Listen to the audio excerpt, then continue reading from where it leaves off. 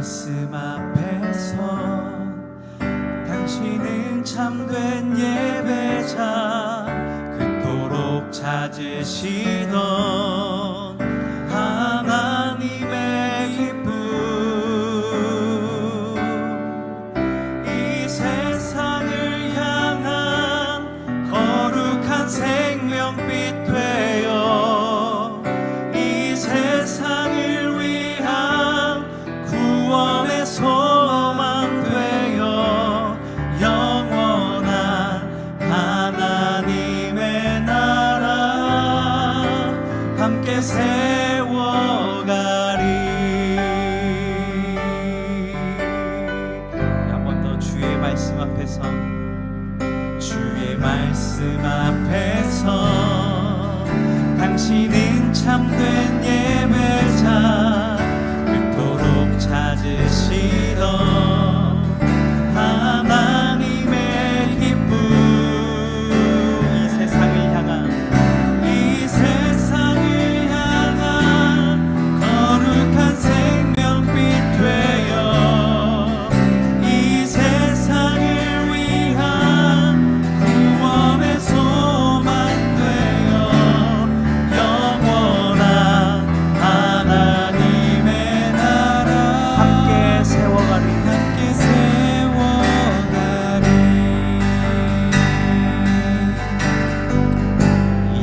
주의 부르심 따라 주의 부르심 따라 당신의 삶을 드릴 때 세상은 당신 안에서 주의 영광 보리라. 이 세상을 이길 주님의 군사 되어 이 세상을 주님의 손과 발 되어 영원한 하나님의 나라 함께 세워갈 이 세상을 이길 주님의 군사 되어 이 세상을 섬길 주님의 손과 발 되어 영원한 하나님의 나라 함께 세워가리.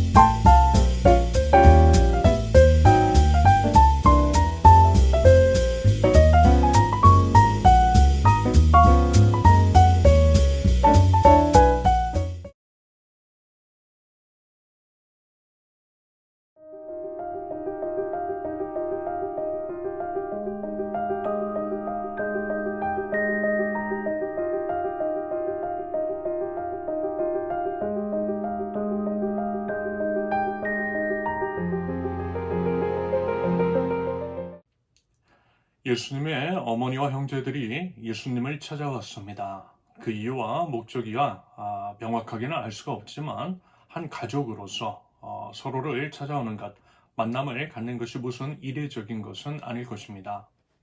다만 예수님께서 공생애를 시작하시면서 아무래도 가족들을 만나기 쉽지 않으셨을 것 같아요.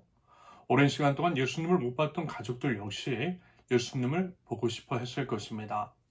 더더군다나 유대사회 안에서 예수님이 이슈 메이커가 되셨다라고 하니 더 궁금해하기도 했을 것 같아요. 그래서 찾아온 것일 수 있겠습니다. 가족은 말하자면 이런 공동체입니다. 먼저 혈연 혹은 혼인으로 묶인 공동체를 가족이라고 하죠. 한자어로 가족은 집가의 결의족으로 구성되어 있습니다. 한 집에 모인 같은 핏줄을 이어받은 사람이라고 하는 의미입니다. 그런데 요즘은요, 같은 한 집이 아니라 각각 따로 살고 있어요. 예전에는 3대가 함께, 경우에 따라서는 4대가 대가족을 이루며 살기도 했지만 산업화 시대 이후로는 기껏해야 2대가 함께 살고 있습니다.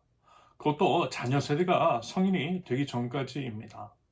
성인이 되기 전이라도 학업 등으로 인해서 한 집에 함께 모여 사는 경우가 드문 시대가 되었습니다. 물론 요즘은요, 경제적인 이유 등으로 인해 캥거루족도 있다라고 하지만 웬만하면 따로 사는 경우가 많을 것입니다. 가족은 또한 식구라고도 합니다. 한자 밥, 식에, 입구. 식구는 한 집에 함께 살면서 밥을, 끼니를 같이 하는 사람을 가리키는 단어입니다. 함께 밥 먹는 사람이 식구인 거죠. 가족과 식구는 바로 그런 의미입니다. 혈연으로 이루어져 있는 공동체, 같은 집에 살면서 함께 밥 먹는 공동체, 그것이 바로 가족이고 식구입니다. 이런 관점에서 현대사회의 가족과 식구를 바라보면 아쉬운 점들이 많아요. 물론 혈연으로는 이어져 있어요. 하지만 앞서 말씀을 드렸듯이 같은 집에 살지 않아요. 같은 집에 살지 않는 정도가 아니라 멀리 떨어져 사는 경우도 상당합니다. 그러다 보니 어때요? 주기적으로 연락을 하거나 만나지 않으면 정서적으로도 멀어지는 것도 분명히 존재합니다. Out of sight, out of mind라고 하는 그런 말도 있죠. 아마 이제 그런 가족들이 분명 있을 것입니다. 이런저런 이유 등을 핑계로 서로 연락도 하지 않는 사람들, 1년에 한번 볼까 말까 한 사람들, 가족인 듯 아닌 듯. 예전에 이제 제가 어렸을 때만 하더라도 사촌끼리 서로 왕래도 잦았고 서로 친하게 지냈거든요. 명절에도 또 방학 때에도 휴가철에도 주기적으로 모였습니다. 그들을 통해 서로가 한 가족임을 누렸어요. 그렇게 다들 함께 모이면 얼마나 또 재미있고 든든했는지 모릅니다. 하지만 지금은요, 거의 만나지 않고 있어요. 나이를 먹다 보니 더 그렇습니다. 사촌은 더 거의 그렇죠. 못 만난 지 한 1, 20년 정도 된 것 같습니다. 그러다 보니 이런 생각도 들어요. 그들이 과연 내 가족일까? 라는 생각이 말입니다. 가족이라 말하기에는 너무 멀게 느껴져요. 다시 만나도 서로 서먹할 것 같습니다. 그래서 그들보다는 오히려 자주 만나는 사람들, 일주일에 이렇게 한 번씩 주기적으로 만나는 교회 식구들이 더 가족 같다라는 생각이 들었습니다. 한편 식구로서 과연 한 식탁 위에서 밥을 먹는 경우는 과연 얼마나 될까 싶기도 해요. 각자 이제 스케줄이 다르고 여러 사정 등으로 인해서 한 집에 살아도요, 한 식탁에 둘러앉아 밥을 먹는 식구들이 글쎄요, 많이 없는 것처럼 보입니다. 제가 이런 말씀을 자주 드렸잖아요. 입이 열려야 마음도 열린다라고 말입니다. 함께 모여서 밥도 같이 먹고 밥을 먹으면서 이런저런 이야기도 나눠야 진정한 식구 같을 텐데 그렇지 않다 보니 그게 참 아쉽습니다. 어쩌면 식구 간의 유대 관계가 느슨해지는 것은 한 식탁에서 밥 먹는 횟수가 줄어드는 것과도 어느 정도 상관관계가 있을 것 같다라고 하는 생각이 들었습니다. 그러면서 저는 이런 모든 현상 이면에는 가족을 해체하려고 하는 사단 마귀의 계략이 있을 수도 있다라고 봐요. 가족은 가장 작은 나누의 신앙 공동체이자 최초의 교회이기도 합니다. 아담과 하와라고 하는 가족이 그랬다라는 거예요. 하나님의 영은 하나가 되게 하시는 영, 사단 마귀의 영은 분열케 하는 영입니다. 사단 마귀는요, 자꾸만 분열케 하고 공동체를 해체하려고 합니다. 공동체로서 우리가 서로 함께할 때 서로를 지켜줄 수 있어요. 그래야만 우리 모두의 지속 가능한 생존이 가능합니다. 혼자보다는요, 여럿이 서로를 지켜줄 때 모두의 생명을 지키기 쉽습니다. 여러분 이 말씀 기억하시잖아요. 전도서 4장 12절. 혼자 싸우면 지지만 둘이 힘을 합하면 적에게 맞설 수 있다. 세겹주는 쉽게 끊어지지 않는다. 혼자보다는 여럿이 함께할 때 외부의 공격으로부터 우리 자신을 보호할 수 있는 가능성이 커집니다. 그것을 위한 가장 든든하고 믿을 만한 공동체가 가족인 거죠. 그래서 말하자면 사단 마귀가 가족을 해체하려고 하는 것 같아 보여요. 바쁘게 하고 그래서 이제 한 식탁에 모이지도 못하게 하고 이런저런 갈등 같은 것들을 만들어서 분열케 합니다. 그런 식으로 우리를 파편화시켜서 공동체를 이루지 못하게 하는 거죠. 그럼으로써 궁극적으로는 우리 개개인 한 사람 한 사람을 무너뜨리려고 하는 것이라 생각합니다. 여러분 아담과 하와도 한번 보세요. 뱀이 아담과 하와를 무너뜨릴 때에는 둘이 함께 있을 때가 아니었습니다. 하와가 혼자 있을 때 뱀이 찾아와서 유혹했어요.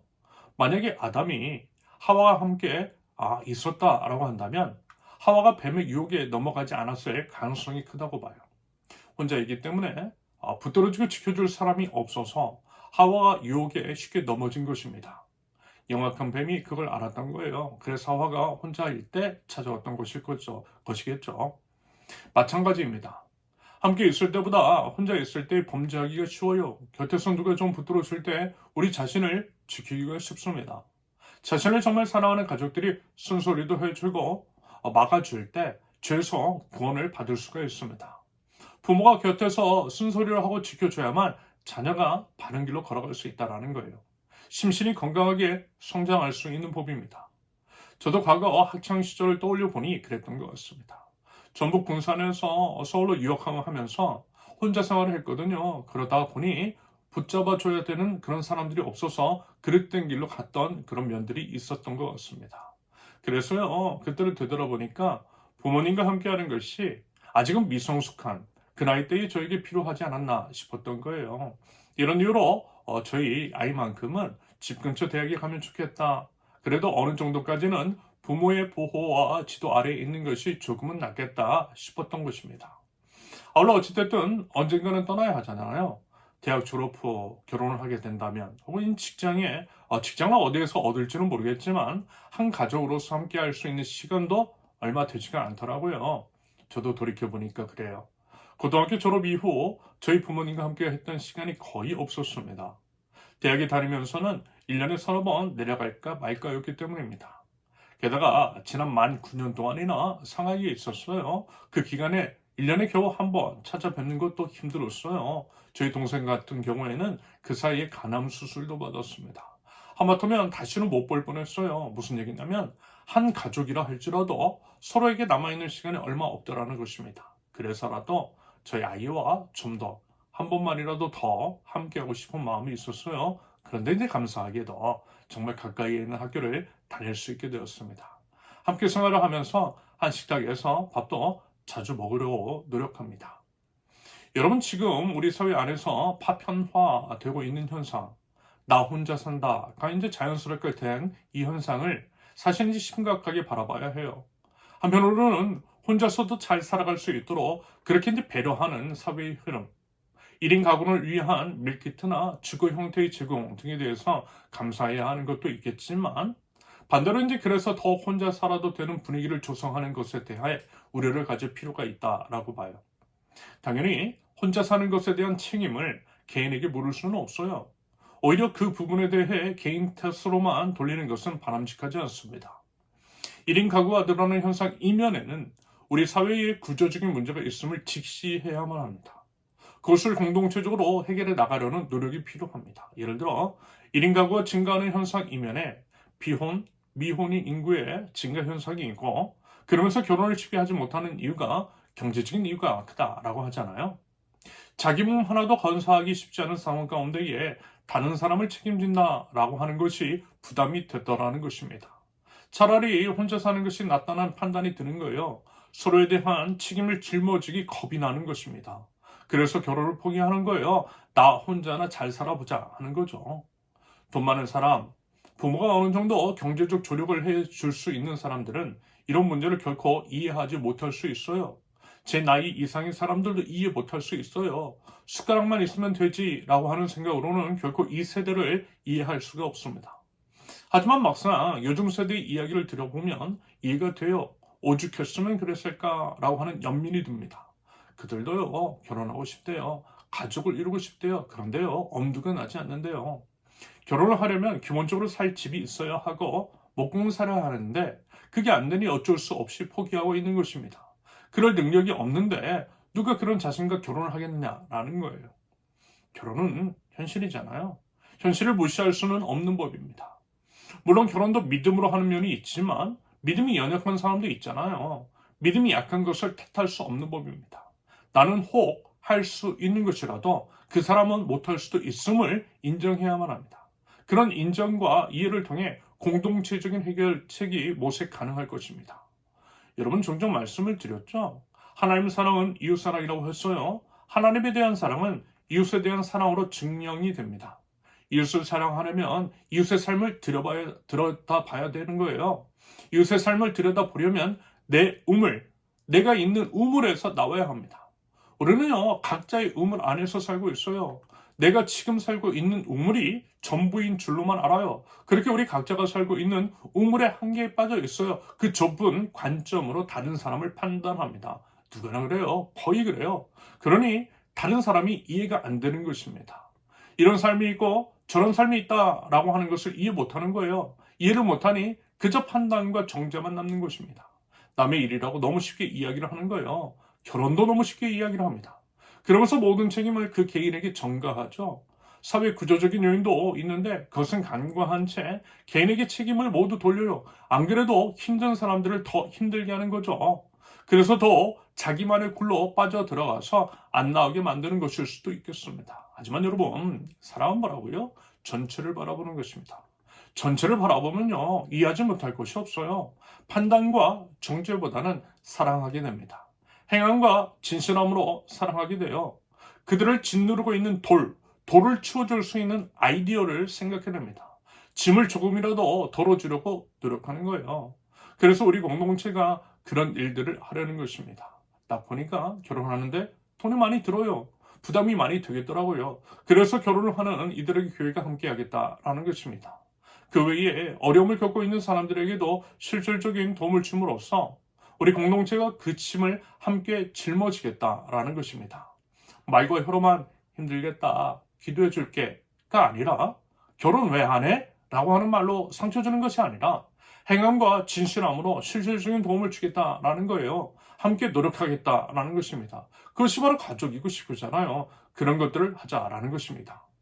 자꾸만 사회를 분열시키고 파편화하는 사단 마귀의 음흉한 계략, 그로 인한 1인 가구의 증가 현상 등이 맞서서 우리가 무엇을 할 수 있을까를 고민할 필요가 있다라고 봐요. 이것이 우리 하나님 나라 백성들에게 부여된 시대적 과제라고 생각합니다. 이와 동시에 1인 가구에 대해서 관심을 가져야만 할 것입니다. 결혼을 해서 가정을 꾸리도록 돕는 것은 돕는 것이고 1인 가구로 살아가는 사람들은 그 사람들이 공동체가 도와야 합니다.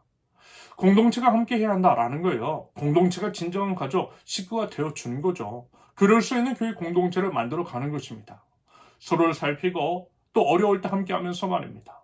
그래서 비록 1인 가구이지만 공동체가 함께 해줌으로써 소속감을, 안정감을 느끼게 하고 누리게 하는 것입니다. 가족의 역할을 공동체가 대신해 주는 거예요. 교회 공동체가 가족이 되어주는 것입니다. 여러분 젊을 때요, 괜찮을 수 있어요. 하지만 나이를 먹어가면서 육체적으로 약해져요. 병이 들 수 있습니다. 점점 더 많은 질병이 시달려요. 보호자가 필요합니다. 외로움의 문제도 무시할 수 없어요. 파편화된 사회, 1인 가구가 증가하는 사회 현상 가운데에 고독사는 필연적으로 증가할 수밖에 없습니다. 여러분, 이 부분은요, 교회 공동체가 좌시해서는 안 된다라는 것입니다. 생명의 공동체, 생명을 주러 오시되 더욱 풍성히 주러 오신 예수 그리스도를 따라 사는 그리스도 공동체라고 한다면 이 부분에 대해 관심을 가져야만 합니다. 생명을 살리는 데 애써야만 합니다. 고독사를 막아야만 합니다. 1인 가구를 지켜야만 합니다. 그래서 앞으로는 더더욱 공동체의 역할이 큰 것 같아요. 1인 가구가 점점 증가할 것이라고 예상이 되는 현실 가운데에 공동체의 역할은 커질 수밖에 없다라고 생각합니다. 그러면서 이와 같은 공동체로서의 온전한 기능을 수행하기 위해서는 무분별한 외적인 성장은 지양해야만 할 것입니다. 사람만 많아지고 그래서 이제 느슨한 관계를 맺기보다는 서로의 관계가 끈끈해지도록, 다시 말해서 진정한 식구, 진짜 가족이 되도록 노력해야 한다라는 거죠. 여러분, 이 부분을요, 여러분 각자 한번 진지하게 생각해 보실 수 있기를 바랍니다. 이런 것들이 지금 이 시대, 그리고 앞으로 우리가 마주하게 될 세상 가운데에 하나님께서 교회 공동체에 부여해 주신 역할일 수 있어요. 사실 하나님께서 교회 공동체를 세우신 이유이기도 합니다. 그런 의미에서 어쩌면 오늘 본문이 하나의 좋은 인사이트를 제공해 주고 있다고도 볼 수 있겠어요. 단순하게 혈연 공동체, 그 정도의 의미를 뛰어넘는 하나님 나라 가족의 의미를 되새길 수 있는 본문입니다. 예수님을 찾아온 예수님의 어머니 마리아와 예수님의 형제들, 그들이 예수님을 찾아왔지만 사람이 너무 많아서 예수님을 만날 수가 없었어요. 예수님께 가까이 가려고 해도 예수님께 몰려든 사람들이 너무 많아 갈 수 없었던 거죠. 이에 이제 사람들이 대신해서 예수님께 어머니와 형제들이 밖에 서서 예수님을 만나고 싶어 한다라고 하는 말씀을 전해드립니다. 그런데요, 이때 예수님의 반응이 참으로 이상합니다. 21절을 보면 예수께서 그들에게 말씀하셨다. 하나님의 말씀을 듣고 행하는 이 사람들이 나의 어머니요 나의 형제들이다.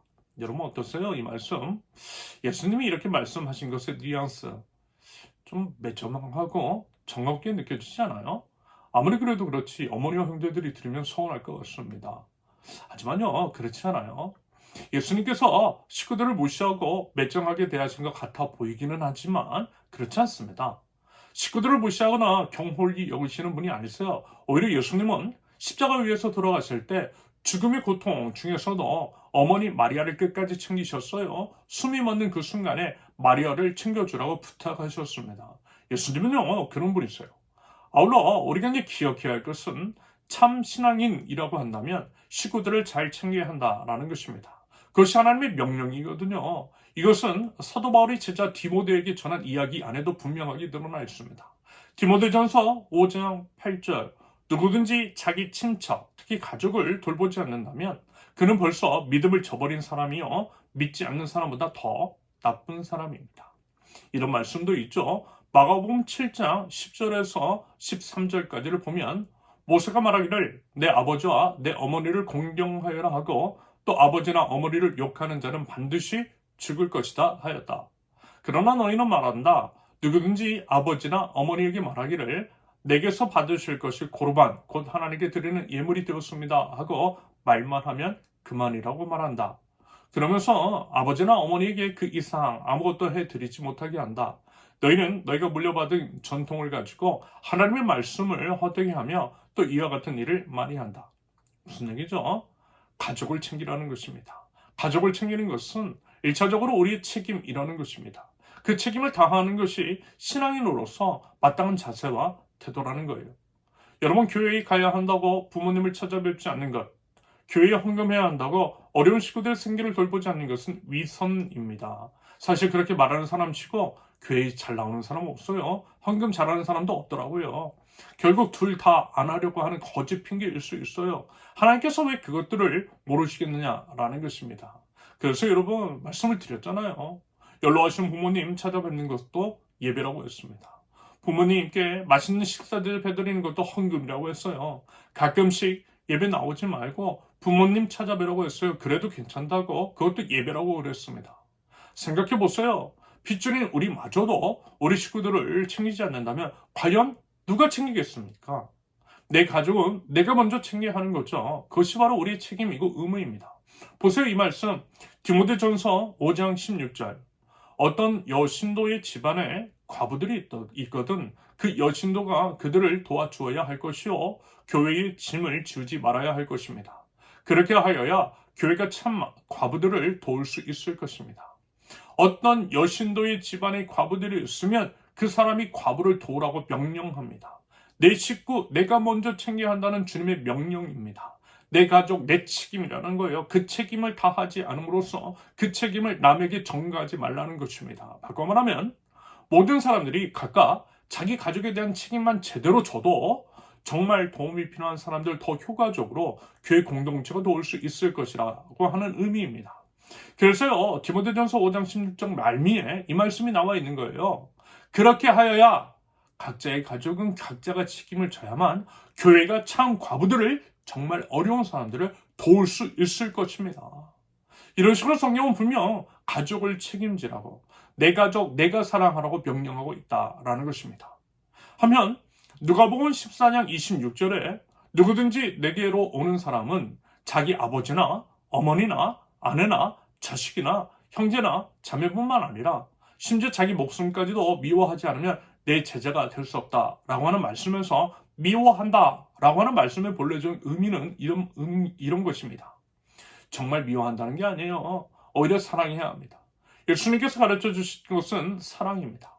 그래서 이 말씀에서 미워한다라고 하는 단어의 의미는 다만 이런 거죠. 주님에 대한 사랑이 너무 커서 우리가 이제 우리 가족들, 우리 목숨을 사랑하는 것은 상대적으로 너무 미미해 보이는 거예요. 그래서 오히려 미워하는 것처럼 보일 수 있을 정도라는 것입니다. 다시 말해서 이 말씀에서 미워한다라고 하는 표현은 상대적으로 하나님에 대한 사랑이 어마어마하게 커야 한다라고 하는 의미로서의 표현이라는 거죠. 심지어는 하나님 때문에 어때요? 내 가족 버릴 수 있을 만큼. 하나님 때문에 내 목숨도 버릴 수 있을 만큼 하나님을 사랑해야 한다라고 하는 것입니다. 하지만 우리는 또한 알고 있어요. 먼저 하나님의 나라와 하나님의 의를 구할 때에 하나님 때문에 십자가 위에서 내가 죽으면 어때요? 나를 다시 살려주신다는 것을, 이 모든 것들을 더해 주신다라고 하는 것들을 말입니다. 그래서 결국 가족을 혹은 누군가를 가장 사랑하는 지혜로운 방법은 뭐예요?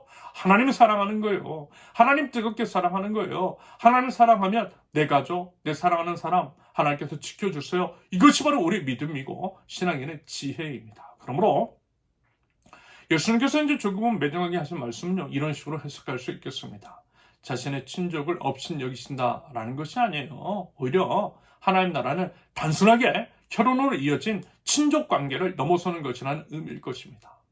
오히려 우리는 영으로 이어진 신학으로 묶인 한 가족임을 말씀하고 계세요. 그거 가르쳐주고 계시는 거예요. 우리 예수님께서 말씀하시는 가족이라고 하는 것은 행동으로 증명하는 진정한 믿음이 있는 믿음의 가족임을, 그것이 진짜 하나님 나라 가족임을 밝히 드러내고 계시는 것입니다. 그와 같은 큰 의미로서 우리 모두가 하나님의 한 가족임을 기억하라는 의미인 거죠. 그래서 어떻게 하라고요? 가족으로서 마땅히 행해야 할 일들을 서로에게 행하라는 것입니다. 서로를 챙겨주라는 거예요. 내 가족으로서 내 가족 내가 챙겨야 한다는 것입니다. 우리 이렇게 하나님 안에서 모인 한 가족으로서 우리 세우는 교회 공동체 식구들을 챙겨야 한다는 것입니다. 이런 맥락에서 사도행전의 처음 교회 안에서 드러나는 교회 모습이 비로소 이해가 되는 거예요. 이 관점으로 보면요, 하나님 나라 공동체가 어떻게 되어야 하는지, 어떤 모습이어야 하는지가 이해가 됩니다. 사도행전 4장 34절과 35절을 보면 그들 가운데는 가난한 사람이 한 사람도 없었다. 땅이나 집을 가진 사람들은 그것을 팔아서 그 판 돈을 가져다가 사도들의 발 앞에 놓았고 사도들은 각 사람에게 필요에 따라 나누어 주었다. 내 가족, 내 식구니까 그렇게 하는 것입니다. 내 것 나눠주는 거예요. 내 가족이니까. 내 가족이니까 내가 책임지는 거예요. 우리 공동체가 책임지는 겁니다. 최소한 먹고는 살게 해주는 거예요. 아플 때 치료해주는 거예요. 병원비 보태주는 거예요. 가족끼리는 그러는 거잖아요. 영화 기생충에서 반지하에 사는 분들이 어려움을 받잖아요. 2022년 여름 신림동 반지하에서 모녀가 침수되어 비참한 죽음을 잃은 것을 봤잖아요. 여러분들 식구가 그런 위험에 처해 있으면 어떻게 해야겠어요? 반지하에서 지상 1층으로 올라올 수 있도록 도움을 줘야 하는 것이 맞지 않겠어요? 그때 이제 신림동 참사의 희생자들의 위패를 뉴스 사진으로 봤는데요. 십자가가 그려져 있더라고요. 교회 다니는 분들 같았어요. 교회가 만약에 수천억 들여서 교회 건물을 짓는 것 대신해서 고작 반지하에서 지상 1층으로 올라올 수 있는 월세의 차익만큼이라도 지원해 주었다라고 한다면 여러분 그분들은요 살 수 있었을지 몰라요. 여러분 그 교회가요 그런 일을 해야 하는 것입니다. 생명을 살리는 일을 해야 하는 것입니다. 우리가 가족이라면 그런 일들을 해야 하는 거예요. 그런 일들을 행하되 무엇보다도 먼저 믿음의 식구들, 우리 공동체 식구들을 살려내는 일들을 해야 하는 것입니다. 여러분, 내가 살아야 남도 살릴 수 있어요. 우리 공동체 식구들을 먼저 살려야 다른 이웃도 살릴 수 있어요. 우리 식구들의 어려움을 외면하면서 아프리카 사람들을 돕겠다라고 하는 것은 어쩌면 위선일 수 있습니다. 그리고 한번 생각해 보세요. 내가 내 식구 안 챙기는데 여러분 누가 내 식구 챙기겠습니까? 성경은 분명하게 말씀합니다. 갈라디아서 6장 10절 그러므로 기회가 있는 동안에 모든 사람에게 선한 일을 합시다. 특히 누구에게요? 믿음의 식구들에게는 더 그렇게 합시다. 저는요 11조의 용도 그 사용도 그래야 한다라고 믿어요. 그래서 우리 교회의 방향성을 열이 모여 하나를 세우는 하나님 나라 공동체라고 명시해 놓은 것입니다. 단순하게 10가정 모이면 한 가정 살릴 수 있어요. 10사람 모이면 한 사람 넉넉히 살릴 수 있어요. 물론 강요하지 않습니다. 제가 여러분들에게 헌금 요청한 거 없어요. 우리 교회는 헌금 시간도 없습니다. 그저 동의가 되시면 함께 하나님 나라를 이뤄가기를 원하시면 우리가 진정한 신앙 공동체, 가족 공동체라고 한다면 자발적으로 믿음으로 함께 하시면 되는 거예요. 그래서 모이면 모여지는 대로 없으면 없는 대로 최대한 먼저는 우리 안에 있는 사람들을 세울 것입니다. 우리가 속한 네명 교회 협의회를 세울 것입니다. 나아가 우리 이웃들을 세워나갈 것입니다. 예루살렘과 온 유대와 사마리아와 땅끝까지 이르러 그렇게 이제 순차적으로 하나님 나라 복음을 주님의 사랑을 우리가 한 가족임을 보일 것입니다. 이것이 우리 교회의 방향성입니다. 우리 가족, 우리가 지킬 거예요. 우리 공동체가 우리 서로를 지켜낼 것입니다. 우리는 그리스도의 한 가족입니다. 그러면서요, 당부를 드리고 싶은 게 있어요. 예수님은요, 분명 이렇게 말씀하셨잖아요. 21절을 보면 예수님께서 그들에게 말씀하셨다. 하나님의 말씀을 듣고 행하는 이 사람들이 나의 어머니요, 나의 형제들이다. 여러분, 중요한 것은 뭐냐면요, 하나님의 말씀입니다. 우리가 한 가족일 수 있는 것은 다름 아닌 하나님의 말씀 때문입니다. 말씀을 따라 행하는 것입니다. 그러할 때에 우리가 가족일 수 있는 것이지, 여러분 그렇지 않으면요, 우리는 가족일 수 없어요. 우리는 말씀으로, 말씀이 육신이 되신 예수 그리스도로, 그리스도의 피로 연결된 가족입니다. 바꿔 말하면 우리가 진정 가족이 되려면 하나님의 말씀을 듣고 행해야 한다는 것입니다. 우리 공동체는 모든 이들에게 열려 있어요. 누구는 환대해요. 누구는 포용해요. 하지만 가족되는 것은 전혀 다른 문제입니다. 하나님의 말씀을 따라 행하지 않는 자, 하나님의 말씀을 순종하지 않는 자와는 가족될 수 없어요. 가족이라면 혹은 가족이 되려면 이에 대한 의무를 준수해야만 할 것입니다. 준수하되 성경의 해석에 있어서도 일치해야 합니다. 비본질적인 부분에 대해서는 충분히 소통할 수 있어요. 의견 낼 수 있어요. 하지만 본질적인 부분에 대해서는 명확해야 합니다. 특별히 느헤미야 교회 협의회 소속 교회로서 느헤미야 교회 협의회 신앙 고백을 준수하는 공동체입니다. 그래야만 진정한 가족 될 수 있음을 여러분 기억하실 수 있기를 바랍니다. 그래서 여러분, 우리 더욱 하나님의 말씀 앞에 제대로 설 수 있기를 바랍니다. 무엇보다 주님의 말씀에 순종하며 주님의 부르심에 우리의 삶을 드릴 줄 아는 하나님 나라 백성들 되실 수 있기를 바랍니다. 그리하여 영원한 하나님 나라를 함께 세워나가는 하나님 나라 백성, 하나님 안에서의 가족, 우리 세우는 교회 공동체가 될 수 있기를 예수님의 이름으로 축원합니다. 함께 기도합니다. 사랑하는 아버지 하나님, 감사합니다. 저희를 위해서 독생자 예수님을 내어주신 그 사랑과 은혜를 기억합니다.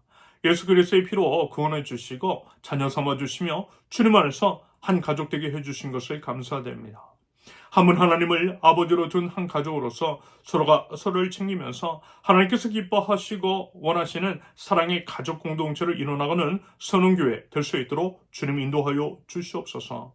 가족이 해체되고 사회가 파편화되는 이 상황 속에서 더더욱 끈끈하게 하나님은 저희들에게 하옵소서. 혼자가 아니다라고 당신 곁에 내가, 당신 곁에 우리가 있다라고 얘기해 줄 수 있는 공동체, 외로움과 두려움을 사랑으로 함께 이겨나갈 줄 아는 사랑의 가족 공동체가 되게 하옵소서. 열이 모여 하나를 세우는 공동체가 되기를 원합니다. 사랑하는 가족들이 위험에 처해 있을 때에, 심각한 질병에 걸려 있을 때에, 혹은 그런 것들이 아니라 할지라도 소소한 일상 속에서 한 가족임을 경험할 수 있는 따스한 사랑의 말 한마디가 공동체 안에 가득하게 없어서, 나아가 실질적으로 도움을 주는 가족 공동체, 서로의 생존과 인간으로서의 존엄을 지켜주는 사랑의 공동체가 될 수 있도록 주님 인도하여 주시옵소서. 그래서 비록 1인 가구에 있지만 사랑하는 공동체로 인하여서 마음의 위안을 받고 외로움을 덜어내며 서로의 생명을 살려주고 지켜내게 하옵소서. 서로의 것을 내어줌으로써 사랑하는 세우는 교회 공동체 안에 가난한 사람이 없게 하옵소서. 그것을 위해서 같은 꿈을 품기를 원합니다. 하나님의 꿈을 품기를 원합니다. 하나님의 꿈은 하나님의 말씀 안에 있는 줄로 믿습니다. 하나님의 말씀을 사모하게 하옵소서. 공동체적인 말씀 읽기가 있게 하옵소서. 같은 방향성을 향해서 나아가게 하옵소서. 신앙의 일치를 이루게 하옵소서. 무엇보다도 하나님의 말씀을 듣고 하나님의 말씀을 함께 행하며 나아가는 하나님 나라 공동체, 예수 그리스도의 참 식구가 될 수 있도록 주님 인도하여 주시옵소서. 그리하여 하나님께서 저희 세우는 교회 공동체를 바라보실 때에 참 흐뭇한, 참으로 마음이 놓이시는, 그러게 하나님 아버지의 마음을 시원케 하는 세우는 가족 공동체가 될 수 있도록 하나님 인도하여 주시고 하나님이 세우는 교회 공동체를 빚어 주시옵소서. 이제는 우리 주 예수 그리스도의 은혜와 아버지 하나님의 극진하신 사랑과 성령님의 감화와 감동, 교통하심이 한 분 하나님을 아버지로 두는 가족 공동체로서 하나님의 말씀을 따라 행하는 하나님 나라 백성 세우는 교회 가족 공동체 위에 이제로부터 영원토록 함께 하시기를 간절히 축원합니다. 아멘. 감사합니다. 모든 예배를 마쳤습니다. 이번 한 주도요, 하나님 안에서 건강하고 행복하게 지내실 수 있기를 바라고요. 우리 가족 공동체 세우는 교회가 함께하고 있다라는 것들을 기억하면서 담대하게 살아가실 수 있기를 바랍니다. 감사합니다. 사랑합니다. 축복합니다.